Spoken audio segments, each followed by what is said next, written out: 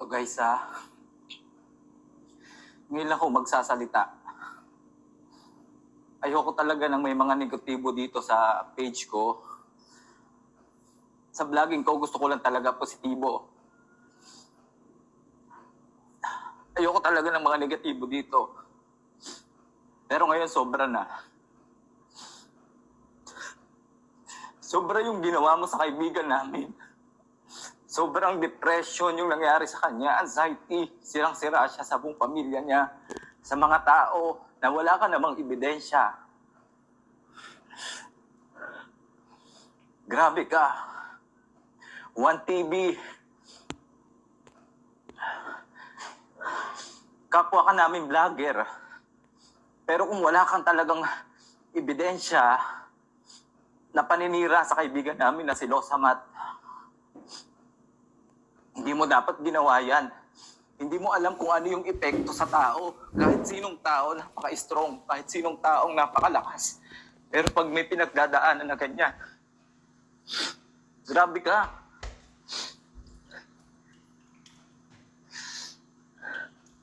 Nang dahil sa post mo, makonsensya ka naman. 1TV, makonsensya ka sa ginawa mo. Nagpakamatay yung kaibigan namin.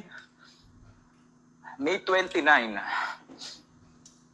nag-chat yung kaibigan namin na bababa dito ng Jeddah kasi stress na, depressed na. Ibinubuk namin siya ng ticket papunta dito. Nung inaas namin yung passport, kaya pala hindi na siya nagbibigay ng passport. Ganyan na pala yung nangyari. 1TV, makonsensya ka sana sa ginawa mo. Kaibigan namin. Wala kang awa.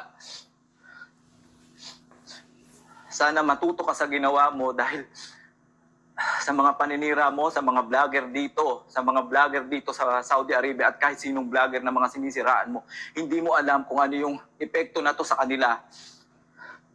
Nagpakamatay yung kaibigan namin.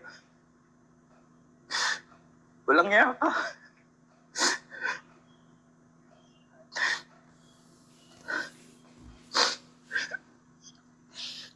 Makonsensya ka sana.